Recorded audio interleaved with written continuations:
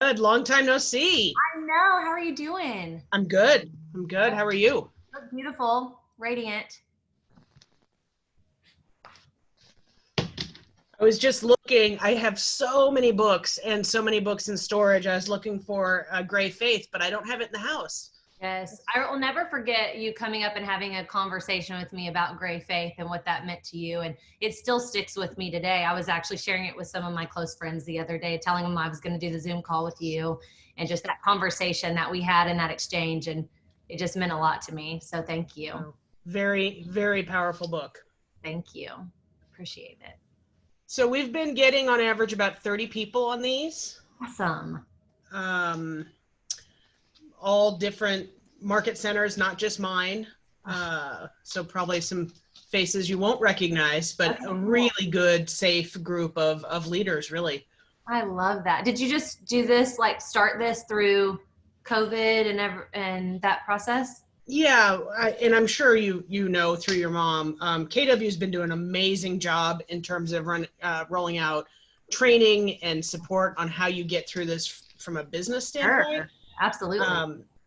And I was having a hard time just energetically and spiritually. And so I'd reached out to Gary actually and said, can you bring some inspirational, like soul inspirational messages to us? And he said, no. So I said, okay, well then I'll do it. Things you want to see. They've got their hands full. They're doing so much and providing us so much. And luckily, over the years, I've just met some incredible people that I've tapped back into, including yourself, to give us that daily lift. Because it's been a journey. Yeah. That's so awesome. I love that. Where are you, by the way? I'm in Dallas. Okay. I know I'm going to go over, I've got a package Diana Kokoska gave me for the new house. And so I'm going to go see your parents sometime in the next couple of days. I know they're up there right now. So yeah. It's so fun. You're in San Diego, right? Yes. Yep. Mm-hmm. Okay. Give everybody a couple more minutes. Right. Is it, I know it's hot in Austin. Is it already hot in Dallas? You know what? We've had some really great weather, like really great weather. And then there's moments, there's peaks of hot, a lot of rain. You know, we get all the above. It changes every 15 minutes in Texas. So crazy. It's so crazy. So crazy. How old is Elle now? I lose track of time like crazy. Oh yeah, me too. She's 9. Oh my gosh. I know, getting tall. She's going to surpass me in a couple of years for sure. So wow. I know. Hard to believe. It's crazy.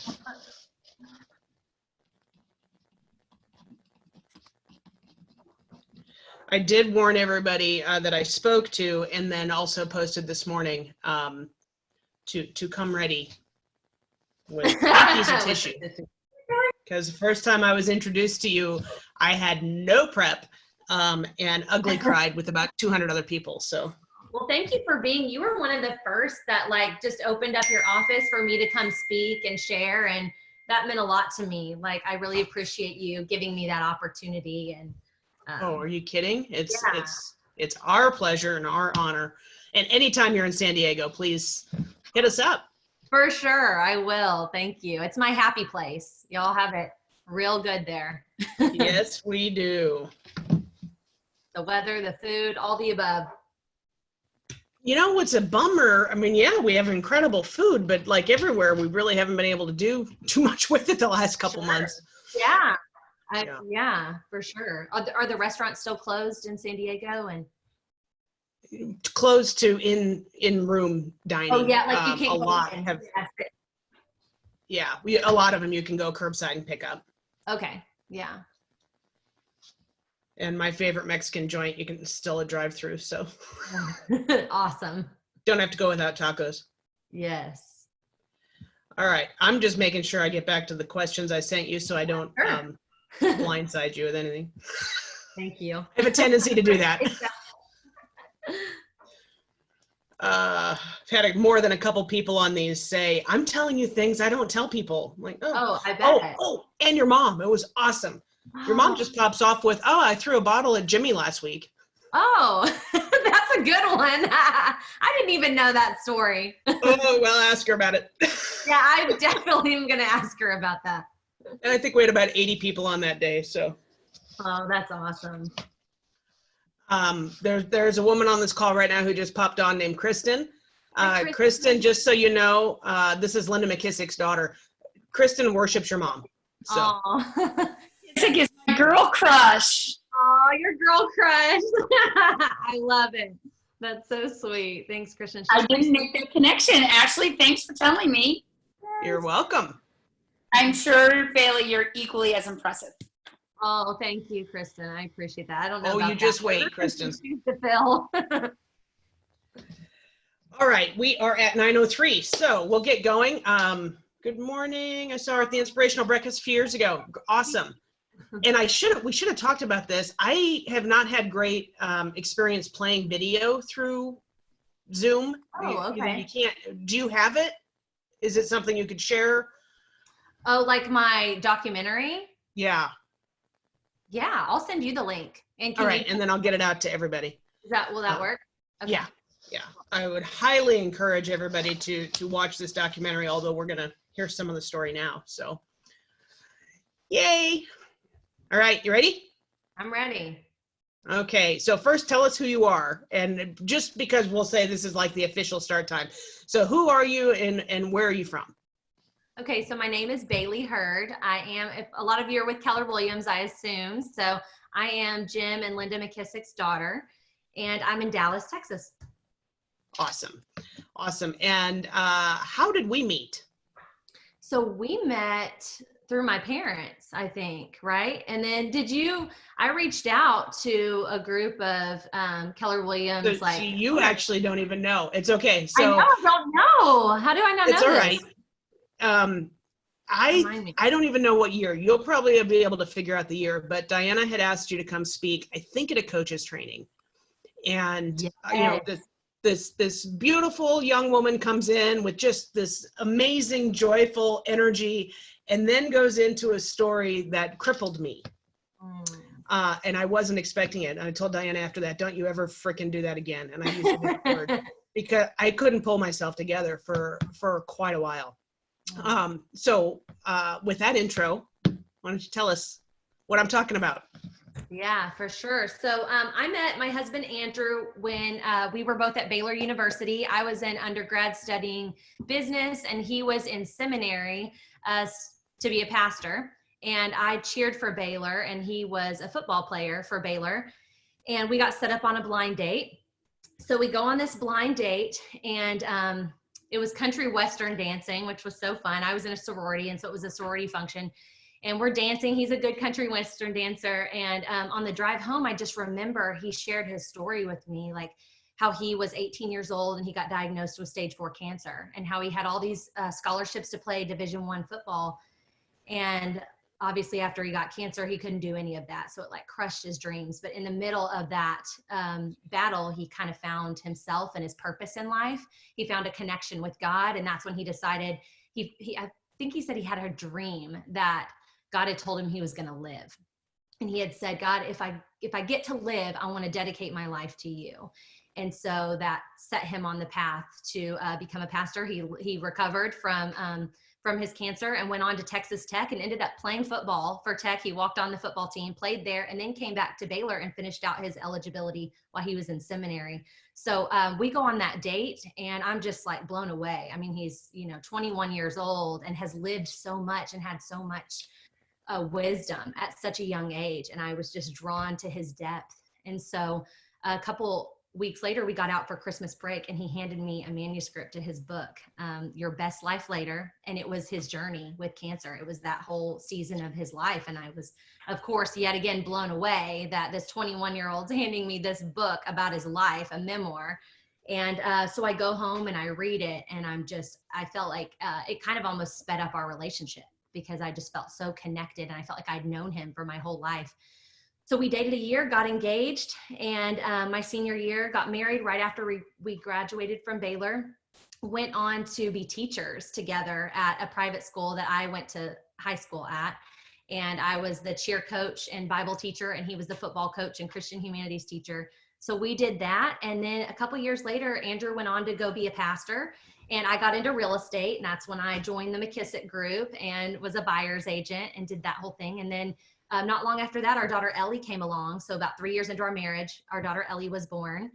And after that point, pretty quickly after, my husband went through a really difficult time, like spiritually and emotionally, just kind of like just struggling. And so we decided to make the move to South Texas to go live with my in-laws, and for Andrew just to kind of get a fresh start. So my daughter's really young, and before we move, Andrew gets pneumonia and he starts coughing up blood, and it was really scary. And so we ended up moving. He got a little bit better. We moved, but after we moved, he never really recovered from that. And I remember we'd go back to get his scans in Dallas, and they just said, oh, you know, you just haven't recovered from the pneumonia. And then after that, he got really sick and coughed up like a tumor, and we sent it into a lab, and they pretty much said, oh, you're clear, no cancer, nothing. So little bit, we keep waiting for him to get better. He's not getting better. So I'll never forget the day we ended up going to he had to go get a CAT scan, and he gets a scan, and we're waiting for the results. And that's when my father-in-law calls, and that call completely changed my life. My father-in-law is a doctor. So he called me and said, Bailey, the news is not good. Andrew's scan wasn't good. His cancer's come back, and it's not a good kind of cancer to get. It ended up being lung cancer, which we think, you know, might have been from all the radiation from his chest from the first, you know, from his first cancer. We didn't know, but I just remember getting that call, and my whole life changed, you know, in that moment. I run, my daughter's 2 at the time. I run and go scoop her up in my arms and hold her. I call my mom. My husband walks in the door, and I'm bawling my eyes out, and he just wraps his arms around me. And he didn't know yet, right? He had just found out. He had just found the news. And so he's comforting me. You know, in that moment, I just remember being like, he was comforting me, even though he got the worst news of his life. And so it was kind of that moment for me when I was like, man, like I realized the man that I married, you know, I realized like his character and who he really was. And then it was amazing because after that moment, like the last 10 months of his life, I watched as he worked a job, as he went and got chemo and radiation treatments, but was writing books and was speaking every weekend. You know, he just wanted to give of his life. He wanted to be all that God had created him to be. And he wanted to use all of his skills and all of his talents to help make the world a better place. And that experience just completely, you know, changed me. And then there was a moment where he wanted to connect with our daughter. She was so young, and he had a hard time because he couldn't physically play with her.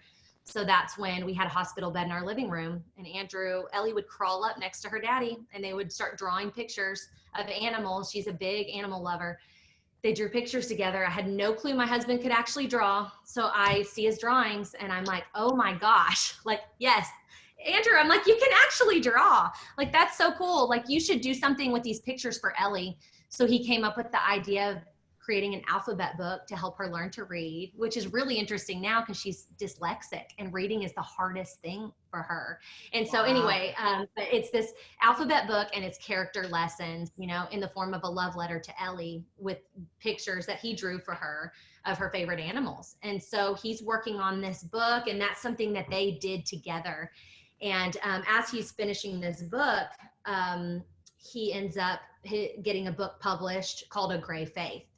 And so I'll never forget the day that book came out. Andrew was really sick. We ended up back at MD Anderson in the hospital. He's got wires coming out from all kinds of ways. And I'm wheeling in on wheelchairs, like boxes of his books. And he's signing like each copy of his book. And he's so joyful, so happy about giving this gift to the world. And I had an epiphany in that moment. I was like, I'm going to take this. I'm going to do whatever I can to get this book into the hands of as many people as I can. And so a month later, Andrew passed away. And that's about a month after that, that's when I started speaking. The documentary that Ashley's referring to, this amazing company called Photolanthropy gifts certain families. We were nominated to be gifted. Like, they came in and filmed the last couple of weeks of Andrew's life. And we had the book ready. So we talked about the book, and we showed our family. So I had this beautiful documentary that was gifted to me. And I just had this vision that as I was going to speak, I was going to share this video, and I was going to share Andrew's books. And so I started doing that. And then about a year after that, I published the Ellie Project, and I kept his original words and his original drawings, and had it published, and then created a keynote message around that book. And that kind of launched into this whole other opportunity that I never would have imagined. Like, people were so touched by the Ellie Project. I kind of thought A Gray Faith would be Andrew's legacy book, and it is. It's so powerful in so many ways. And then the Ellie Project has touched families in a whole different kind of way. And so, yeah, that's what I've been doing, is taking my message around the world with Andrew's books about how do we take life's challenges and take the lessons from those challenges and turn them into a meaningful and purposeful life. And I'll just plug both. This is one of the best gifts to give parents of young children. We bought a ton of them. And A Gray Faith, for those of the people here, and I don't know that I shared this with you, my degree's in religion. And part of that was my own search. Yeah, I had kind of a tumultuous upbringing with religion. And so I really studied it so I could figure myself out. And Andrew's book is one of the best explorations of faith, of somebody who really, he was very comfortable questioning. Yes. And so if that interests anybody, that's really what it's about. It's about questioning all the things that we've been programmed to believe through our faiths. So it's amazing. Thank you. Appreciate it. So the documentary helps to show how you were, at least in that filming. I can't imagine the man of your dreams, love of your life, as sick as he was, and he was really, really sick. He couldn't get out of bed. And how did you find the grace and the grit to be a great mom with a little, I mean, she was little, and just get through and caregive and do all of that so beautifully. Thank you.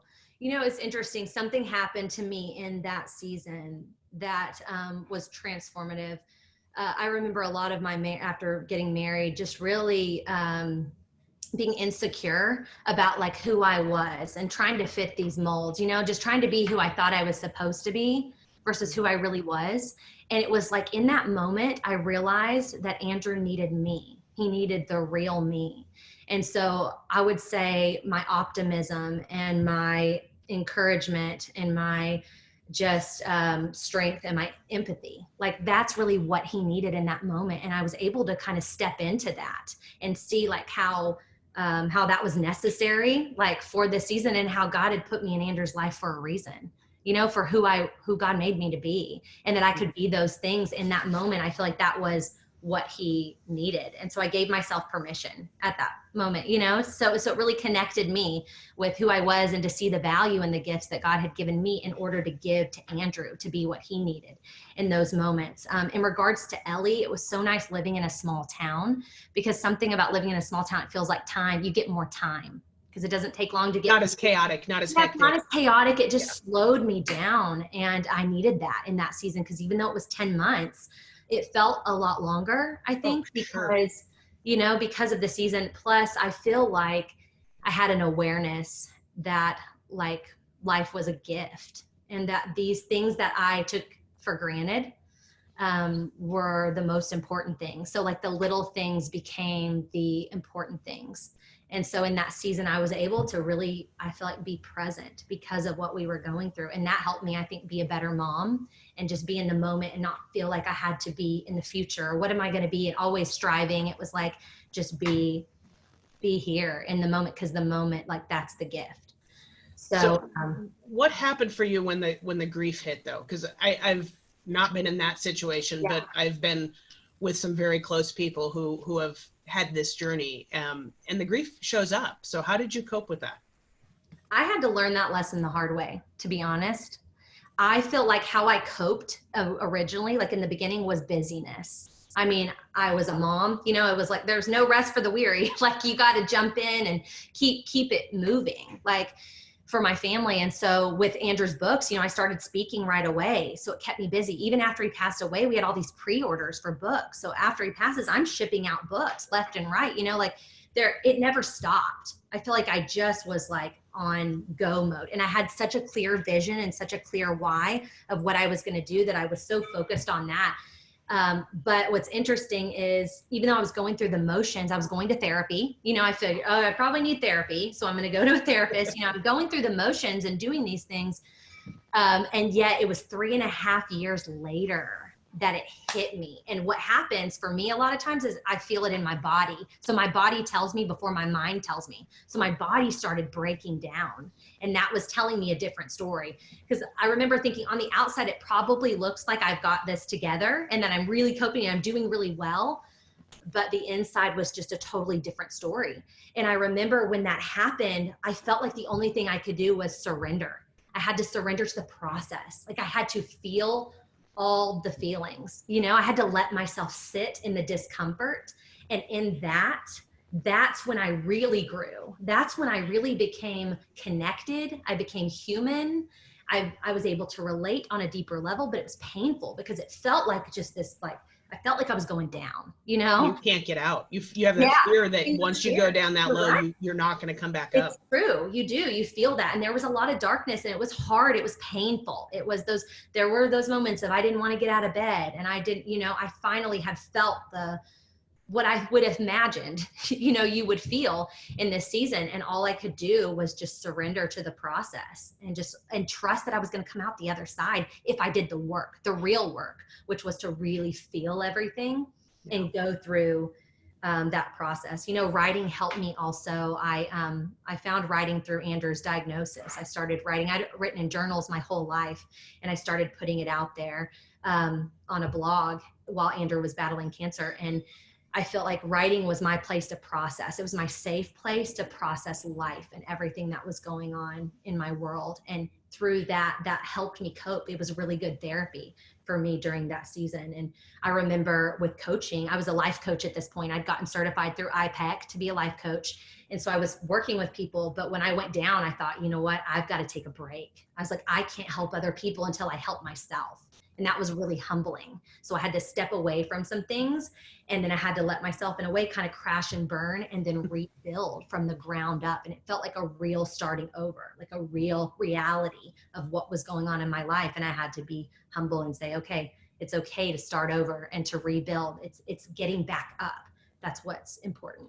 At that point, did you ask for help? Were you open to asking others for help? I was better about that. That was always really hard for me. It was interesting because we received. That's a family thing. Oh yeah, is that my parents? It's a McKissick thing. You're right. That's for certain.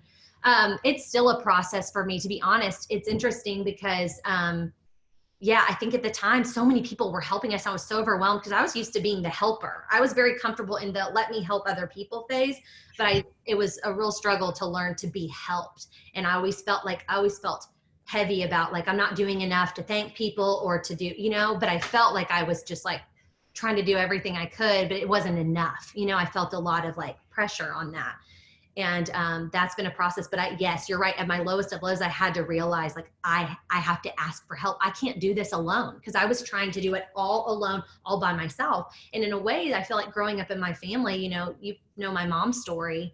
I mean, she's a strong woman. And so I remember watching and really thinking this is how you do it. You're just strong. You just pull yourself up and you just go, because in my mind, that's what I had seen of my mom, is that she was just this really strong woman who could handle it all. And she didn't complain. She just did it and was positive. And so, but for me, it was just it got to a point when I thought I cannot do this by myself. I need help. Well, and I think the reality for all of us is we get to the universe, God shows us that message at some point, and we're not supposed to be here and doing this journey alone. It's not. Absolutely. Not what it's about.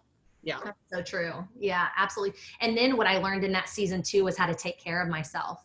I learned the importance of making myself a priority. And that's interesting because I feel like that's going to be in my work, my new work that I'm doing. There's a lot of self-care and really taking the time to take care of yourself mentally, physically, your health, all of it. So what I agree, and I think this last couple months of, you know, the stay-at-home orders and the stress that's come along with that, a lot of us have had to look at that. So for you, what does that look like? What is your self-care? That's a good question. So I've started some routines. It hasn't gone smoothly. We've had to get our groove, especially with the homeschool stuff. My daughter, you know, we're doing all that. So, but this is her last week of school. So I'm excited to I know, yay. But yeah, so I'm trying to put some routines into place. I found yin yoga when I was going through that period of time. And that was like very healing for me. Like it's a very slow kind of pace of yoga, and I was new to yoga in general, but that is a great place for me. So I just recently bought the bolster, like all the stuff that goes with it, so that I could do it at home.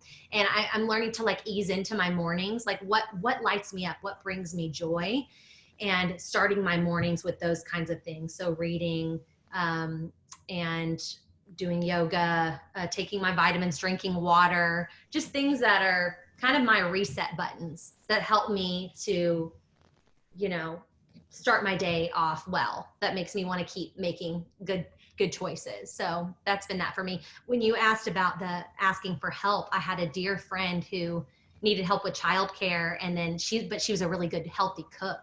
And I realized I was going to need to change my diet. And so we traded childcare. We bartered. We traded childcare for her cooking for me. And that was the beginning of my body really restoring and just taking care of myself in a different way that I hadn't before, but having to get creative financially about how I was going to do that. Yeah. There's always a way, right? Yeah. There's always a way. Always a way. Mm-hmm. Yeah. So let's go to stay at home with a 9-year-old. Yes. Yes. How's it been? Okay, so we did a lot in the beginning outside. Like we got out, we have a great park splash pad right by our house that they built a couple years ago. So we were getting outside, walking our dog. We have a miniature golden doodle named Keller. You can imagine where that name came from. My parents got the dog for us. After Andrew passed away, I thought I was going to kill him because I was like, that's just what I need. One more thing, a puppy. But now we love this dog. We're obsessed with Keller. She's like our buddy. And honestly, Keller's probably been the best healing tool for my daughter Ellie, and honestly probably for me too. So we were taking Keller on walks, and then we started doing bike rides, which was awesome. That's one of our favorite things in San Diego to do, you know, on Mission Beach. We'll ride bikes. So we got bikes about a year ago and started doing that. And then my daughter wanted a trailer that we could hook up to our bikes so Keller could come with us. You can imagine, yes, you would think a little baby's in there, but no, it's our dog. So we were doing that. And then we bought rollerblades, to which I was a really good rollerblader growing up. We've gone to several skate parties, did just fine, strapped those bad boys on, got in the road. It was a totally different situation. Going down a hill, a neighbor turns right in front of me. I slam into her car on my rollerblades. It was a moment. So I realized, yeah, we're trying new things, trying to get out. That's where we're keeping sane, I think, is that. But once homeschool started, it was a different story. So our schedule was a little more chaotic and things like that. But this is kind of in a way her dream to stay home and be homeschooled. And some of that I think is from the loss. Like there's a lot of separation. Well, yeah. So because it has been a few years and she's older now, how has she processed? Because she was how old? She was 2.5. 2.5. Mm-hmm. Yeah. So she did play therapy early on. Like I got her to work with some play therapists. And then one of them, the last one we had released her. And then we went through a season of, you know, not really getting her help. And then recently I just found her a counselor and somebody to talk to. And because what I think has manifest is just that separation anxiety of her not wanting to be away from me, you know, and just a fear that I'm not going to come back because she knows that bad things happen and sometimes you don't. And I think I have become her world on so many levels. And so the idea of something happening to me is like overwhelming to her. So, so she has panic attacks and she deals with a lot of anxiety. So I realized like I need to get her support. And so the kind of therapy we're going to do is for her to go, but I'm also going to go so that I can learn how to parent and how to help give her the skills to manage and do this. So in a way with COVID, us being close all the time, I know she loves it and it's bonded us in a way because I don't know if you felt this, but just the collective energy, I feel like overall was like, I didn't feel like I had to keep up with the Joneses. Like I've always felt ever since Andrew passed, I felt so behind. I couldn't keep up with emails. I couldn't keep up. I just felt like just so behind. And in the way it kind of like stopped everything. And it made me be like, nobody's really getting ahead. Like everybody's on the same, we're all in the same boat. And so it helped me to like just stop and see my daughter and like really like be present. Play, you know what I mean? And there's nothing we can do. Like this is out of our control. So let's just be together and let's enjoy like each other. So that's been a huge gift for us. That is awesome. That is really awesome. So does she remember Andrew? Does she have memories of that, like lucid memories of that time? Yes, she does. It's amazing. Her memory is pretty incredible. Like, because I'd heard she won't have any memories. Some of it, I think as time goes by, some of it is more things she's heard me speak and heard, and seen the video. But weird things, like right after he passed away, she would point at like the Gatorade in the Walmart that, he used to drink. It was a specific color because of his chemo that what tasted good to him. And she remembered the exact Gatorade. Like there were some details that she paid attention to that were really incredible to me. So, yeah, she does. She still has these bits and pieces of memories of him. Awesome. So what is the time that you guys go back to normal in Dallas? Have they said? No, I don't think so. I come kind of in and out of that, of like watching the news and then just taking a little bit of a break from it. But everything's moving. You could feel it, like even out and driving on the highway, there's more cars, there's more. So they're starting to open things up. I mean, it's been in phases, but I know restaurants are open, I think, to a certain capacity. And, but yeah, you can feel it's starting to pick up. So I think part of that is people are just over it. I think so. In Southern California, we're not open yet. The boardwalk's still closed. The beaches are open for walking, but the boardwalk itself is closed, which is just. Yeah, that's interesting. But certainly more people are getting out. Yeah, I bet. Pushing the boundaries a little bit. Go back. You didn't mention it this time, but the last time I saw you speak, you spoke about what it was like when you first started to get out and speak, because that's not how you ever saw yourself. Gosh, yes. And I think, again, we've got some leaders on this call, and this is the time that maybe we have some hidden, latent talents that we can actually bring out. And that happened with you. It did. I started out, it's so funny. I had a sheet of paper. My parents invited me. It was their Keller Williams office in Denton to be my first talk. It was like 30 realtors, but I had a piece of paper and I walked out there and like pretty much just read off of the paper, And the thing was, I can't believe I did it because I'm kind of a perfectionist. I don't like to do things if I'm not going to do them well. The reality is nobody does great when they start anything. So I have had to really realize that, you got to start, everybody starts somewhere. And I think what drove me past that like fear of what everybody was thinking and that I was going to suck was the fact that I had a big why. I knew that I was doing this for Andrew. It was like I wasn't doing it for myself. I was doing it for somebody else. And that helped me get over the hump, which is the fear that I knew I had to do this so many times to actually get good at it. And at my last speaking event that I had a couple months before COVID, or maybe like a month or so before COVID, someone came up to me and told me that I was their favorite speaker from the whole season. I guess they'd had different speakers throughout.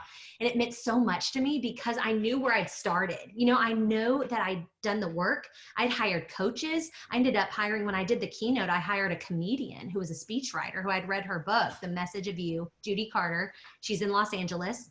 And I hired her to work with me and help me because I didn't know how to tell. I knew how to tell a chronological story. I thought that's how it was. And when I worked with her, I realized that's not how it is at all. You take the snapshots, you take part of the story, you bring people into the moment, that's how and that was so powerful, like to learn those skills. So I spent the time. So you're not just winging this, like you're making it a craft. Oh, yeah, I'm working really hard at this, and I'm doing it over and over and over and over and over again because repetition. And what I would do is I'd pay attention to the audience and I'd say that worked, that didn't work, and it was intel. So I was taking every speech that I did, and that's how I got through it. Was I would go, I'm going to learn something today.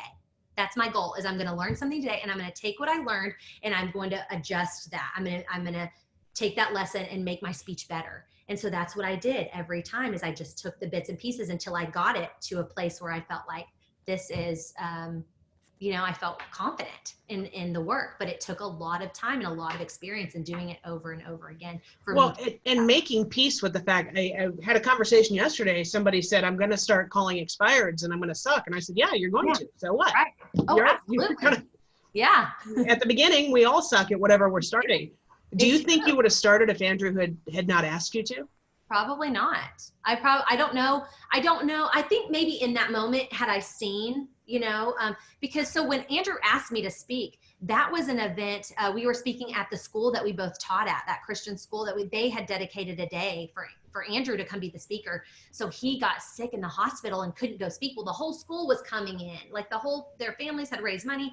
And that's when he had asked me to speak, and I couldn't do it. I told him, I can't do it. I said, it's your story, not mine. They want to hear you, not me. It's like, you're the one. And so I couldn't do it. And that was what drove me again to do it. Like that, I had that voice in the back of my head that cause I remember looking at his face and he was just disappointed. You know what I mean? Cause I think he believed in me. There were many times that Andrew tried to get me to go speak before he got sick.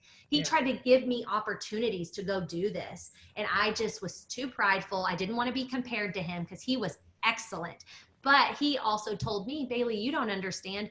Before you met me, I was speaking, sharing my story when he had cancer the first time. He'd been speaking for 3 years. So he had practice. He had practiced. But in my mind, for some reason, and I don't know if a lot of people can relate to this, but I grew up thinking you're either good at something or you're not. You either have this gift, you're either like born with this thing that makes you great, or you don't have it. Like I didn't understand that you could be good at something that you weren't good at, that if you cared about it, naturally, that you could work really hard at it to be great at it. And so that was a huge lesson for me.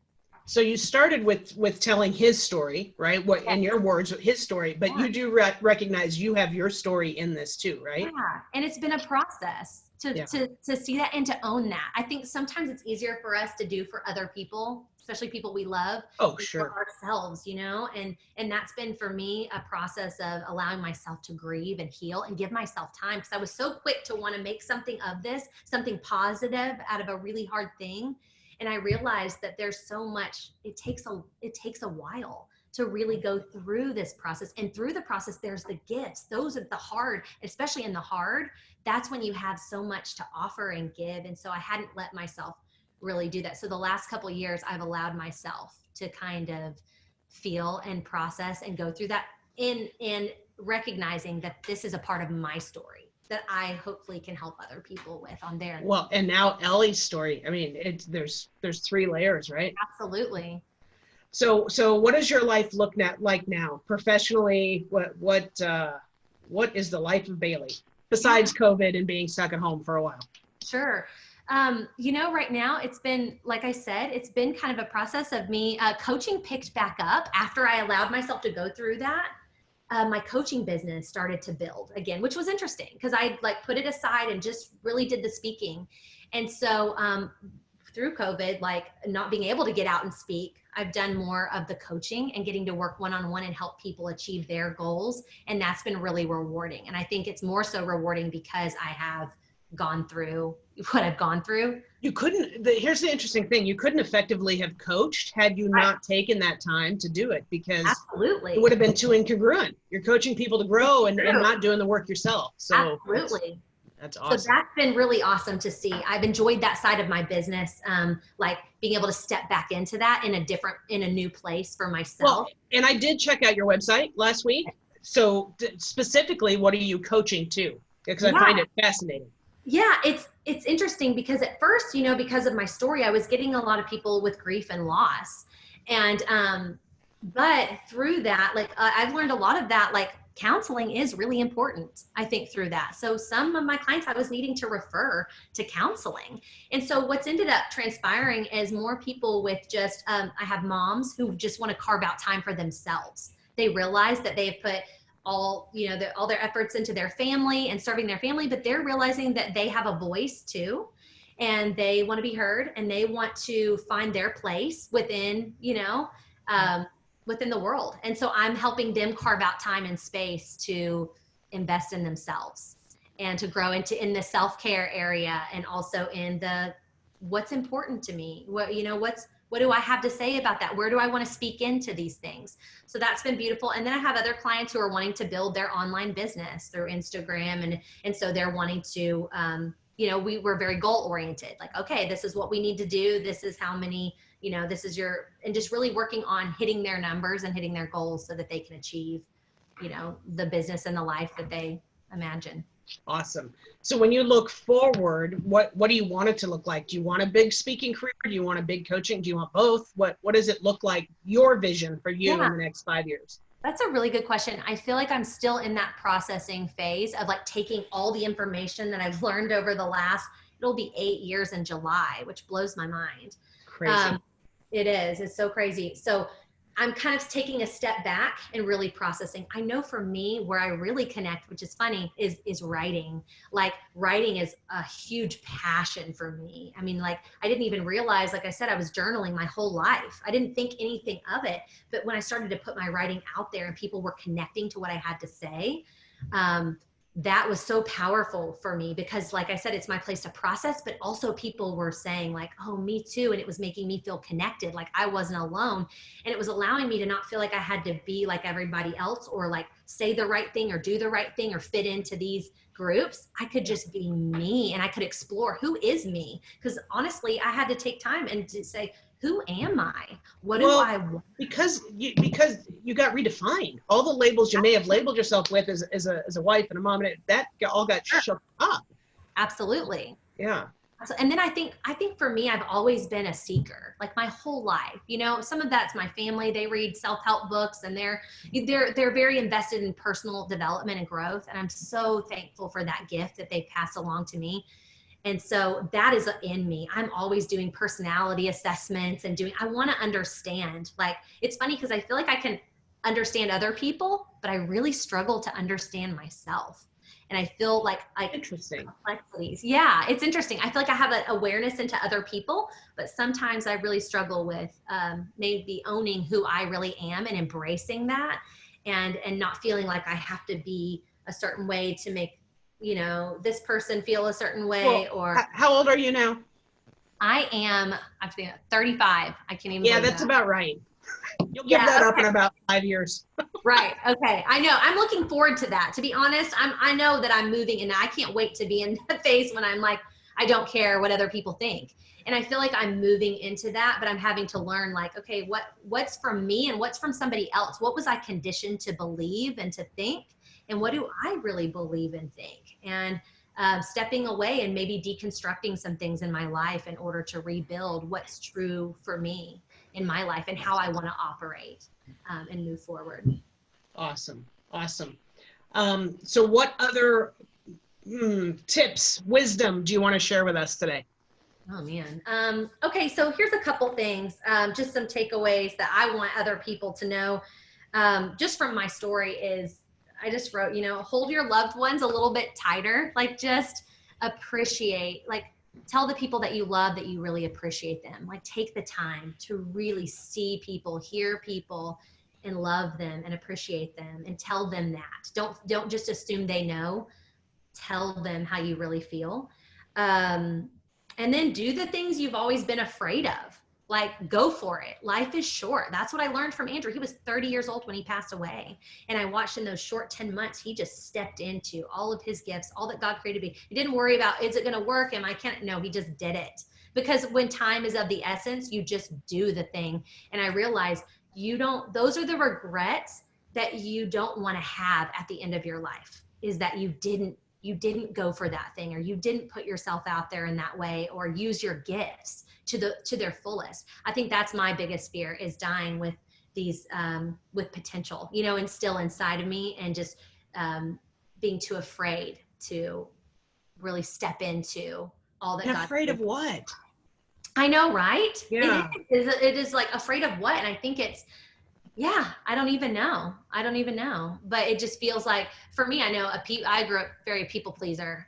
So it was like, what do people think? And I want to be liked, and I want to be, I don't know. And learning, like you said, that it's that, and we all, I think to some degree or another, most of us have it, that external approval to let us know we're okay. Again, Absolutely. as you get closer to 40, you'll probably find that a little easier. Looking forward to that for sure. Let's see, what do we have here in the side box? I can see in your background the word love a few places. Oh. Yeah. Oh yeah. Awesome. Love is really the answer, having powerful Yeah. conversations. It's so funny that I know there's no coincidences, and I started re-listening to a book yesterday called Conversations with God. Oh, cool. Yes. Have you I've been heard of introduced to that one? I haven't read it, but I have heard of it. Everybody who's on here, I would highly encourage you. And just the first part of that says there's really only two emotions or motivations for humans: fear and love. That's it. The entire world is a contrast of those two, and you get to choose. That's beautiful. And it's funny because what are we talking about? Fear of, Yeah. and love. Just go to a place of love, Absolutely. knowing you're doing exactly what you're put on this planet to do. So true. I love that. And just I have such a heart for people to see that we're more alike than we are different. You know, for sure. Connect us instead of divide us. Like, and I do that through story. Like when I write, you know, I tell stories. And I hope that in those stories that we can see that we're more like, because it's so easy to look at somebody from the outside. And I watch it when I get up and speak to these moms groups. I mean, I can tell I'm sized up. They know who I am. You know, they think they have an image of me. And when I share my story and when I connect with the humanity and with the pain and what I went through, I mean, these walls come, I physically see it. These walls come down and it's like there's not a division between us anymore. It's like I am them and they are me and we are like one because they see themselves in me and I see myself in them. And through that, I think that so much good can come from that when we just come together and see that we're more alike than we are. And that is truly one of your great gifts. The ability to be that vulnerable gives people permission to be that vulnerable. So it absolutely does. And that's what I was saying. When you walked into the room that first time and I'm like, oh, cute little cheerleader. Yeah. And then bam. And we are the same. The commonalities way outweigh the differences. Absolutely. And unfortunately, sometimes it takes massive tragedy to make us realize that. For sure. Agreed. Yeah. All right. What can we do for you, dear? You're so sweet. Those were some of the things when you had asked that question to me earlier, those were what I just shared about loving, you know, holding your loved ones tighter, showing appreciation. Those were things that I was thinking, like, I would love it if people would take away that, you know what I mean? And go do that. And then if you feel led to, you know, read Andrew's books, there's Your Best Life Later, A Gray Faith, and the Ellie Project. And that's What's the best way to get those? Is it Amazon, your website? EllieProject.com is the best way. And Ellie and I, if you purchase, you can get them on Amazon as well. If you purchase them through Ellie Project, Ellie and I personally sign them because we have the books here and we ship them out and we write a handwritten note. And anyway, it's kind of a special package. So Terry Barton just posted the links. Thank you, Terry. Oh, thank you so much. And then if you want to connect with me, through COVID, I have not so much figured out how to get up early enough to be writing again. So that's in the works. But I write usually weekly inspirational messages on my blog, baileyhurd.com. If you want to connect with me. And then obviously once we're all safe and everything and goes back to normal, then I would love the opportunity to come speak at one of your organizations and come share my message. So awesome. Yeah. What are you reading for inspiration? Ooh, that's a good one. Okay. Man, I'm in love with this book. I thought it's by my bed right now, but okay. So in the mornings I do Sarah Young. Let me grab it real quick. 1 second. Right here.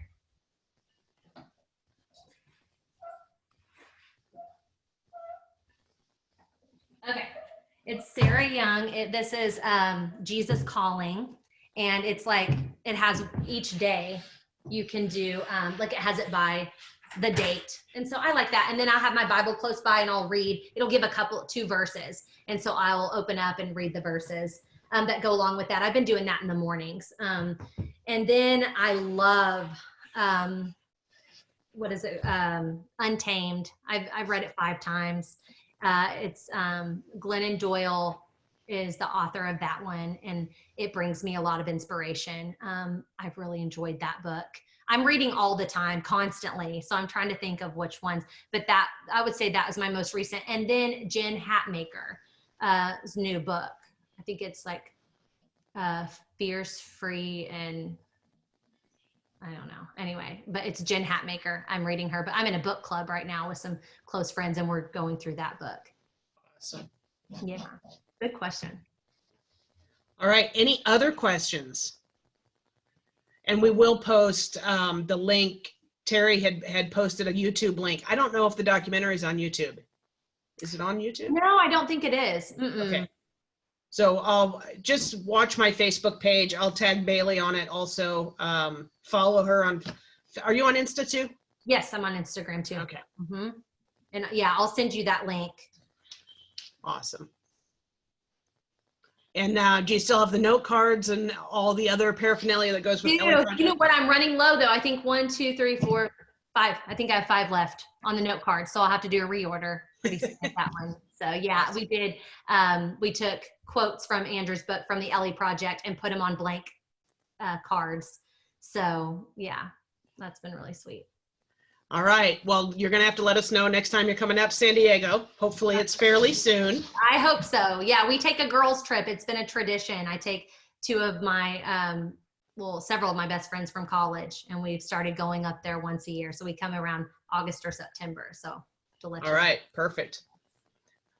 All right, dear. Well, thank you so much for coming on. My pleasure. Hopefully your audience will be built by 30 or so people. And we will definitely have you back out and talking in the market centers. Thank you. I would love that, Ashley. This is awesome. Thank you for what you're doing and the inspiration that you're bringing. We obviously all need this right now. So thank you for creating that space and being the change that you wanted to see. And I'm really inspired by that. So. Well, thank you very much. It's been a good couple months. Yes, one of the blessings of COVID, we wouldn't have had these. Right. I know. Thank you. Fierce, Free, and Full of Fire. Ooh, I like that title. Fierce, Free, and Full of Fire. So that's one that I think somebody else asked what I was listening to. Those are the books. I listen to them. I also purchase them and read them. But those are the same ones that I'm listening to right now also. So awesome. All right, Bailey. Well, thank you. Give Elle a hug for me. Thanks, Ashley. I appreciate it. It's good to see you. All right. Take care, and I'll make sure you get a copy of this video too. Please, thank you, and I'll send you the link to the documentary. All right. Thanks, everybody. Have a great, what is it, Tuesday? Have a great Tuesday. Thank you. Bye. Bye.